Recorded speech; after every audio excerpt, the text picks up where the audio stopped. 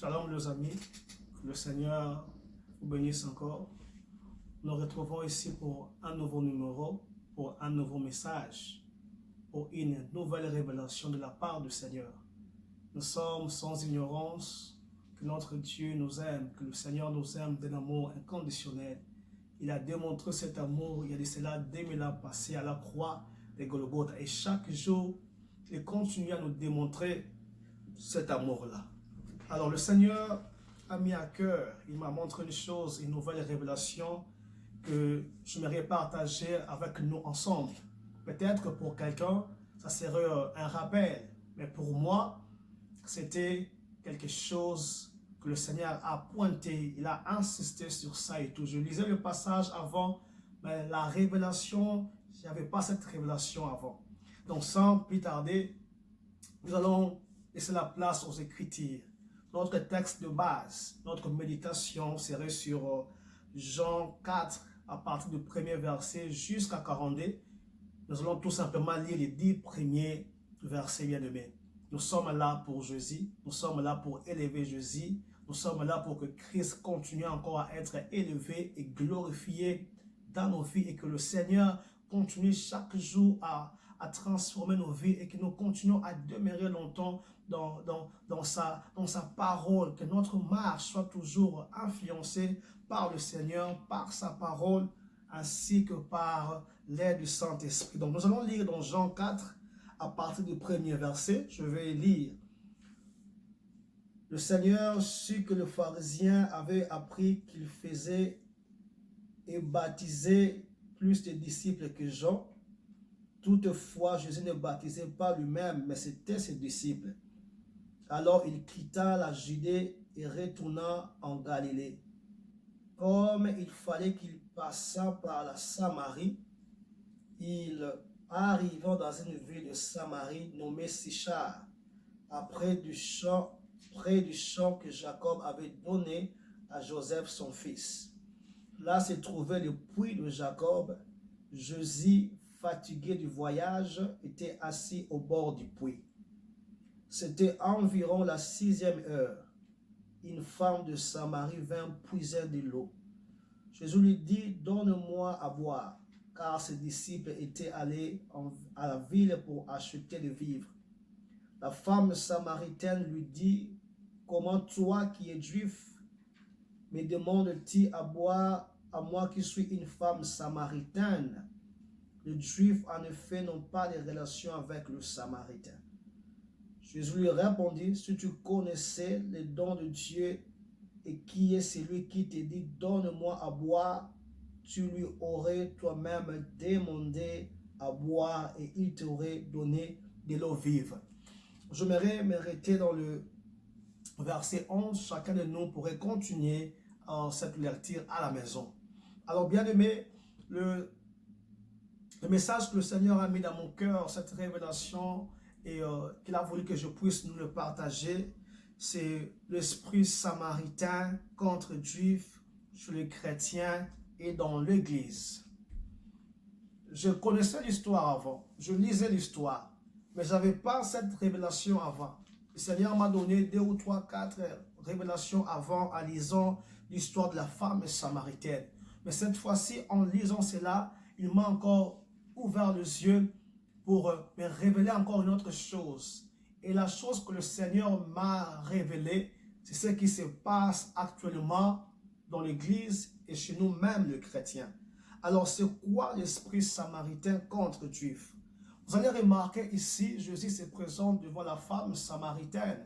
Jésus avait soif, Jésus était fatigué, Jésus était épuisé, mais il demande de l'eau à la femme samaritaine. La femme samaritaine avait de l'eau avec lui. Mais compte tenu que Christ était juif et la femme samaritaine était déjà samaritaine, comme il n'y avait pas de relation d'attente entre eux, ils ne pouvaient pas tendre à la main à Jésus parce que lui était samaritain et que Christ était juif. Qu'est-ce que le Seigneur nous montre au travers de ces écrits, de ces passages? Qu'est-ce que le Seigneur nous enseigne? Qu'est-ce que le Seigneur m'a révélé? Lorsqu'il a pointé le doigt, c'est comme s'il m'a demandé, regarde bien, vois très bien. Le Seigneur m'a tout simplement montré une chose, que l'esprit samaritain contre Juifs continue à régner aujourd'hui chez nous les chrétiens et même dans l'église. Tu verras, parce qu'on est chrétien, alors on ne peut pas parler, par exemple, avec ceux-là qui sont païens. Parce qu'on est chrétien, on ne peut pas nous voir peut-être, je dirais, fréquenter ou tendre le païen de main. Une fois on te voit avec quelqu'un qui n'est pas chrétien, directement l'église vient pour te lapider. L'esprit samaritain contre Juifs, c'est cet esprit qui règne par chez nous les chrétiens, parce que je suis chrétien d'une telle communauté et église, je ne peux pas me réunir avec le chrétien de cette communauté ou cette église-là. Je donne un exemple. L'autre dira que moi je suis catholique, l'autre dira que je suis protestant. On ne peut pas se réunir, on ne peut pas prier parce que moi je suis catholique et lui il est de l'église de réveil. L'esprit samaritain contre Juifs, c'est cet esprit qui règne dans l'église où les chrétiens s'opposent entre eux à cause de leurs diverses positions qu'ils occupent, des titres qu'ils ont, ils sont en train de s'opposer. C'est un monde, c'est un chrétien qui tue contre le païen. Mais Christ n'a pas regardé que la femme était samaritaine. Christ était conscient de cette relation. Mais Christ, dans son amour, avait aussi un plan pour la Samarie, que la Samarie devait être sauvée, bien-aimée. Et nous, chrétiens, lorsque nous regardons le païen, nous devons regarder le païen avec le même œil que Christ a regardé la femme samaritaine, dans le but que même le païen doit être sauvé. Mais nous, aujourd'hui, nous nous détournons, nous nous tournons contre le païen. Nous faisons de païens nos ennemis. Bien-aimés, qui va présenter au païen l'amour de Christ? Qui va présenter aux païens l'amour? Les païens ont besoin de connaître le Seigneur. Ils ont des gens qui peuvent les amener à Christ. Mais si nous, aujourd'hui chrétiens, nous tournons contre le païen, on traite le païen comme enfant du diable bien-aimé, qui va présenter le salut aux païens. Christ n'a pas regardé cela, bien-aimé. Christ n'a pas regardé cela. C'est que Christ veut que tout le monde soit sauvé. Samaritains, Juifs, Congolais, Dieu veut que tout le monde, Africains, Européens, Dieu veut que tout le monde soit sauvé, bien-aimé. Mais aujourd'hui, les chrétiens sont lapidés parce qu'on leur voit peut-être parler avec un païen directement. On rejette cette personne, ces chrétiens, parce qu'ils parlent avec un tel bien-aimé. C'est ce qui règne aujourd'hui, cette mentalité-là. Nous avons fait de païens, c'est comme si nous-mêmes on dit, nous avons ce langage-là, les païens sont les enfants du diable bien-aimé. Or, nous oublions que Christ a aussi donné sa vie pour le païen. Aujourd'hui, nous ne tendons pas nos mains vers le païen. Qu'est-ce que je dis? Je dis qu'il faudrait devenir comme le païen en le fréquentant. Non, Christ aussi a fréquenté le païen. Il a même mangé avec le publicain. Mais c'est que Christ a fait, Christ a influencé. Christ avait un but lorsqu'il allait avec le païen, s'asseoir avec le païen, manger avec le païen. C'était pourquoi leur parler, leur montrer, démontrer le royaume de cieux bien-aimés. C'est ce que nous aussi, nous devons faire. Montrer aux païens, montrer aux gens le royaume de cieux, présenter aux païens le salut bien-aimé. Nous rejetons le païen. Si toi et moi nous les rejetons, nous les traitons comme enfants du diable, qui va leur présenter Christ? Voilà pourquoi les païens continuent encore, leur cœur continue encore à s'endurcir, parce que pendant que nous les chrétiens, nous rejetons le païen, eux-mêmes le païen et d'autres d'autres puissances, je dirais peut-être, et d'autres doctrines et croyances récupèrent ces hommes. Le monde récupère. Quand toi tu rejettes un païen, sache-le bien aimé que le monde va récupérer. Voilà pourquoi aujourd'hui le monde continue à gagner aussi un grand nombre de gens. Pourquoi? Parce que nous les chrétiens ne tendons plus la main aux païens. Pendant que le monde est en train de tendre la main aux païens, et il récupère le monde. Et c'est là maintenant que les diables viennent encore le récupérer, bien aimé. Nous, enfants de Dieu, c'est que Christ nous révèle. Nous devons montrer l'amour à ces gens-là. Ne regarde pas parce que moi je suis chrétien, lui il est païen. Ne regarde pas parce que moi je suis samaritain et lui il est juif, qu'il n'y a pas de relation entre nous. Ce que Christ nous demande, c'est d'être comme lui. Nous devons montrer aux païens l'amour. Nous devons présenter aux païens le salut. Nous devons amener la lumière sur le païen bien-aimé. Comme cette femme, Christ, lorsqu'il est assis, Christ n'est pas devenu comme un Samaritain. Mais Christ avait un seul objectif. Cet objectif, c'était le salut de quiconque croit. Cet objectif était de faire la volonté de Dieu. Mais est-ce que toi et moi, la volonté de Dieu, c'est de haïr les gens parce qu'ils ne sont pas chrétiens? Non! Au contraire, nous devons les aimer, devons avoir compassion, bien-aimés, ainsi qu'amour, parce que ces païens, si Christ revenait aujourd'hui, ils n'auront pas au ciel. Nous devons être conscients de cela, que ce sont les âmes et même les brebis égarées du Seigneur, bien-aimé. Christ n'a pas rejeté cette femme samaritaine. Regardez l'humilité de Christ. C'est ça qui marque nous aujourd'hui, enfants de Dieu. Nous n'avons pas l'humilité parce que moi je suis chrétien, parce que moi je lis la Bible, parce que le Seigneur est en train de faire des choses dans ma vie et je suis devenu orgueilleux et je dirais que voilà, je suis comme l'enfant chéri du Seigneur. Bien aimé, ce n'est pas ça. Christ était humble et de deux, il a présenté l'amour ainsi que le salut à cette femme-là. L'humilité, on doit avoir l'humilité. On doit avoir l'amour. Présentons aux gens l'amour parce que nous-mêmes, notre Dieu nous aime. Ce que Christ a présenté à cette femme, c'était l'amour. Il est allé au-delà, au-delà de limites. Il est allé au-delà des relations, au-delà des relations qui n'existent plus. Mais Christ est allé. C'est ce que l'amour fait, bien aimé. C'est ce que l'amour a fait de nous. Au-delà de nos péchés, au-delà de ce que nous étions, qu'est-ce que Christ a fait? Qu'est-ce que le Père a fait? Il nous a démontré son amour, bien-aimé. C'est la même manière que Christ a fait. Il est venu avec amour. Il a parlé à cette femme. Et regardez, à cause de cet amour, à cause de cette humilité, et Christ se présentait, cette femme a été touchée par l'acte que Christ avait posé. Bien que lorsqu'on lit, il a parlé de sa vie. Mais cette femme, lorsqu'elle est partie, elle est allée dire aux gens, bien aimé, quand tu fais une chose, tu présentes aux païens l'amour, tu tends la main aux païens, bien aimé, ils ne gardent pas pour eux-mêmes. Ils partent aussi dire au monde entier, regardez, ces gens sont différents.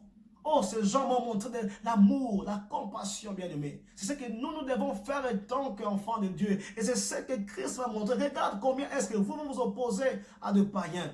Regardez comment est-ce que vous humiliez, vous rejetez le païen. Pendant que lorsque vous rejetez le païen, le monde récupère pour le diable, le monde récupère. Mais voilà pourquoi aujourd'hui le païen, ce qu'il voit de nous chrétiens, ce n'est que la prière.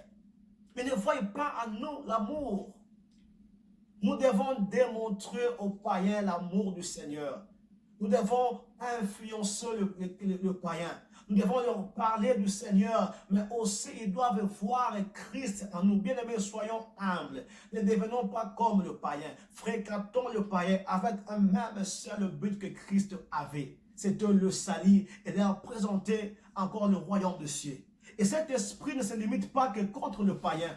Et chez nous-mêmes, les chrétiens, nous avons cet esprit qui continue à nous animer. Il est difficile aujourd'hui. Il y a aujourd'hui même le punchline entre chrétiens catholiques, entre chrétiens protestants, entre chrétiens méthodistes, être chrétien presbytérien. Aujourd'hui, il est difficile pour que les enfants de Dieu se réunissent. Chaque chrétien autour de la présence de notre Seigneur et Sauveur Jésus-Christ, prier ensemble, partager la parole de Dieu ensemble. Mais on ne peut pas, on rejette. Moi, je ne suis pas catholique, je ne peux pas me rassembler avec ces gens pour prier avec eux. Je ne dis pas, je ne parle pas ici de forme liturgique. Non. Je ne parle pas ici faire comme les églises de réveil. Je ne parle pas ici faire comme les catholiques, non. Mais c'est-à-dire, en tant que chrétiens, c'est retrouver ensemble, mettre plus l'accent sur Jésus, ainsi que l'œuvre de la croix de Dieu, ainsi que la parole. On met tout de côté nos doctrines, mais tout simplement fixant nos regards sur Jésus, prier ensemble, bien aimés. C'est difficile aujourd'hui. Pourquoi? Parce que nous, les catholiques, on ne prie pas comme ça. Les méthodistes diront, nous ne prions pas comme ça. Mais la question est celle-ci. Tu crois au Seigneur Jésus-Christ? Oui, je crois. Tu crois à la Bible, mais comment est-ce que toi et moi nous croyons cette Bible-là? Comment toi et moi nous croyons ce même Dieu-là? Et nous croyons au même Saint-Esprit. Comment on ne peut pas se réunir ensemble, même à la maison, pour prier pour le monde? On ne peut pas le faire, bien-aimé. et on s'y oppose aujourd'hui. Et voilà pourquoi les divisions continuent de régner au sein de l'Église, au sein même du christianisme. Les divisions bien aimées sont là. À cause de cela. Pourquoi? Parce qu'on ne met pas accent, on ne regarde, on ne prend pas Christ comme notre modèle. Nous prenons nos doctrines, nous prenons nos façons de faire les choses dans nos églises comme modèle. Ok, Christ doit être le modèle suprême de l'église. Parce que lui, c'est le Christ et le chef et l'autorité de l'église. Alors l'église doit suivre les modèles de son maître. L'église doit suivre les modèles de son époux. Faire comme Jésus. D'abord chercher à honorer le Père. D'abord chercher à glorifier le Père. Mettre d'abord nos côtés, nos doctrines, je ne sais pas moi, nos principes, nos traditions. Mais d'abord, élevons Jésus. D'abord, glorifions le Seigneur. D'abord, cherchons l'honneur et la gloire. Mais aujourd'hui, nous cherchons plus les honneurs de nos églises. Nous défendons plus ces choses bien-aimées au détriment de la parole de Dieu. Christ est notre modèle. Et Christ nous l'a démontré aujourd'hui. Mais regardons les chrétiens. À cause de postes à l'église, à cause de postes, à cause de titres, les gens s'opposent. Nous nous rejetons aujourd'hui. Il y a division aujourd'hui. Pourquoi? Parce que moi je suis juif, moi je suis samaritain. Même à l'église, les gens se considèrent comme des patrons. Les gens se considèrent comme, je ne sais pas, des leaders absolus. Moi je suis un tel, je ne peux pas faire ça. Ce travail est réservé que pour cela. Comme si à l'église, il y avait des subalternes bien-aimés. Nous sommes où? Nous sommes où, bien-aimés? Nous sommes où? Nous sommes où? L'Église, nous les chrétiens, nous devons nous réveiller, bien-aimés. Christ doit demeurer, être comme notre modèle, faire des choses selon lui. Regardez ce qu'il a fait. Il a demandé de l'eau à cette femme. Mais est-ce que nous, aujourd'hui, nous sommes prêts à donner de l'eau aux païens? Nous sommes prêts à donner l'eau même à nos frères et sœurs? Est-ce que sommes-nous prêts de le faire? Aujourd'hui, il est difficile de voir des chrétiens de différentes églises se réunir, prier ensemble, partager la parole de Dieu, tout simplement continuer à chercher à approfondir l'intimité avec notre Seigneur et Sauveur Jésus-Christ. C'est difficile. Pourquoi? Christ ne plie comme un modèle. C'est cet esprit de juif contre samaritain chez nous les chrétiens et même au sein de l'église qui continue bien aimé à régner. Posez-nous la question. Si Christ disait que non, moi je suis juif, cette femme est samaritaine, il n'y a pas droit au salut. Est-ce que la Samarie allait être sauvée? Est-ce que cette femme allait être sauvée? Non. Mais qu'est-ce que Christ nous enseigne? Il nous a amené le salut, la grâce de Dieu. C'est-à-dire la grâce, c'est le don de la grâce, bien-aimé. C'est ce que Christ a amené. Il a amené le salut pour tout le monde, ainsi que, bien-aimé, la grâce de Dieu. Et nous, nous avons reçu la grâce de Jésus, mais nous ne voulons pas communiquer, partager cette grâce aux autres, bien-aimés. Non! Aller à l'église ne suffit pas. Nous devons démontrer cet amour chez les païens, démontrer cet amour chez nos frères et sœurs d'une même église ou d'autres communautés bien-aimées. Pourquoi? Pour l'amour de notre Seigneur. Pourquoi? Faire comme Jésus. Qui est notre modèle? C'est Christ bien-aimé.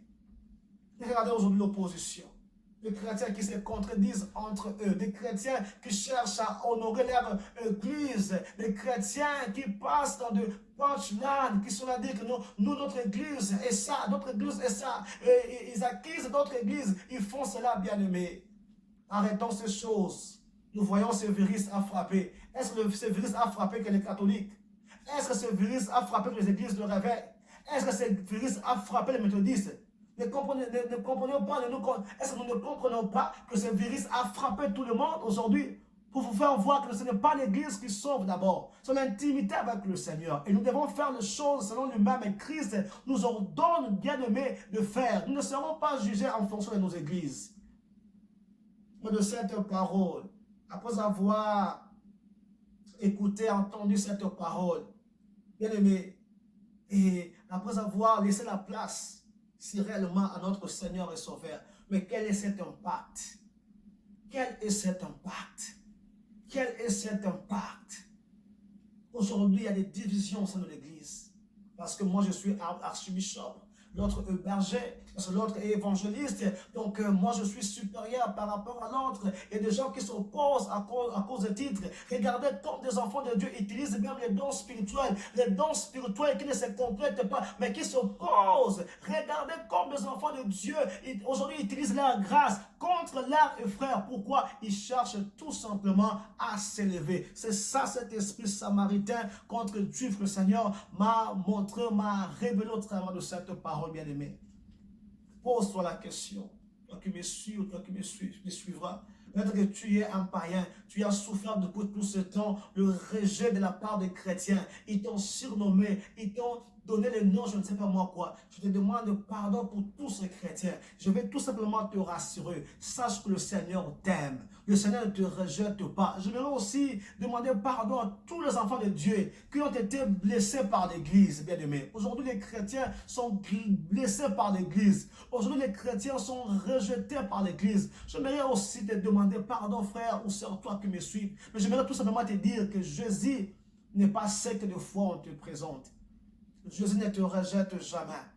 Jésus te tend toujours la main, bien-aimée. Et nous, enfants de Dieu, nous devons réellement revenir à Christ, faire les choses comme lui-même, le Seigneur, le fait, bien-aimé.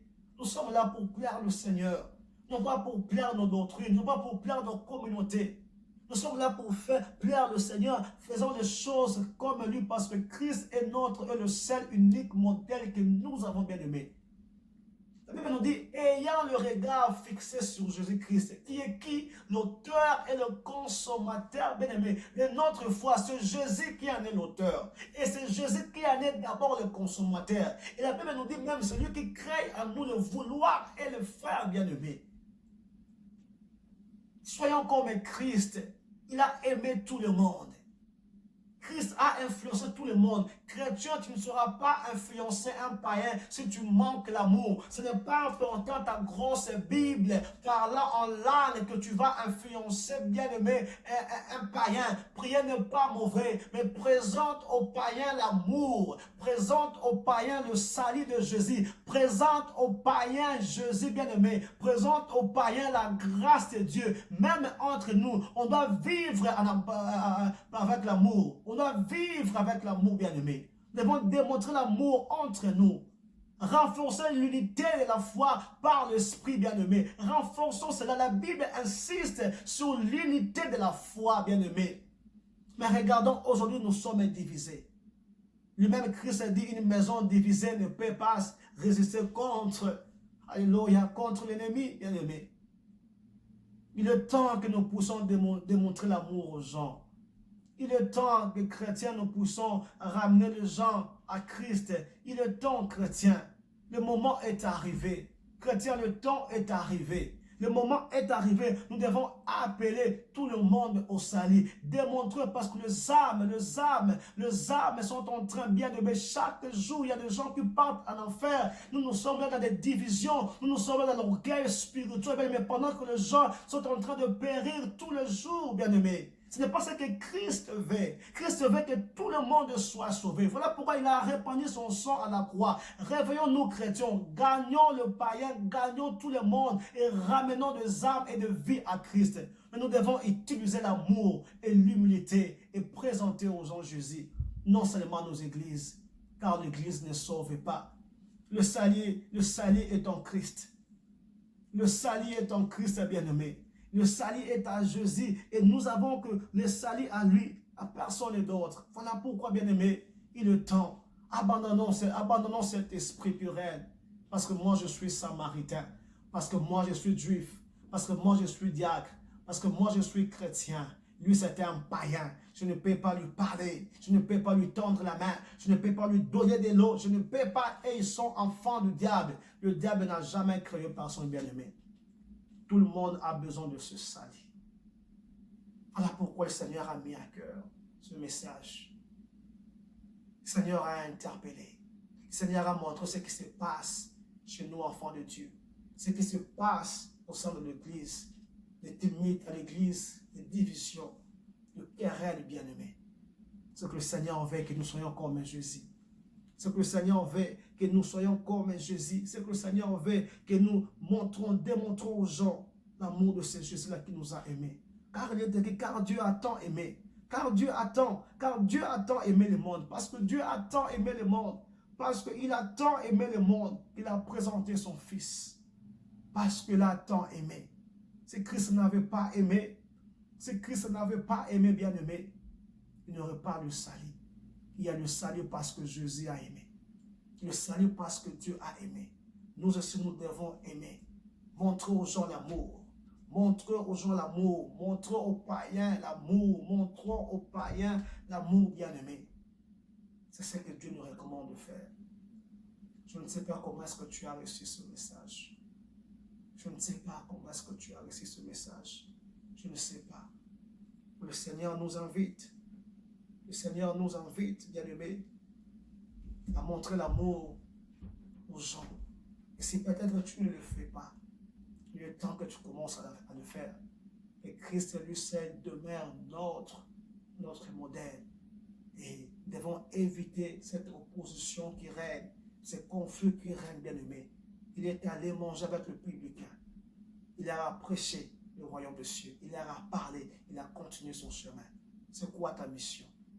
Quand tu regardes le païen, tu le regardes avec le même yeux que Christ le regarde. Il le regarde parce que Christ veut que ses âmes, que ses vies soient sauvées. Et pendant que toi, au lieu de présenter l'amour, tu présentes la haine, bien-aimé. Nous devons nous repentir en tant qu'enfants de Dieu et prêter la main aux païens, montrer aux païens l'amour du Seigneur. Que le Seigneur nous bénisse et que le Seigneur nous donne la force de faire sa volonté et non nos propres volontés. Que Dieu nous bénisse et que Dieu nous fortifie par la puissance de son esprit.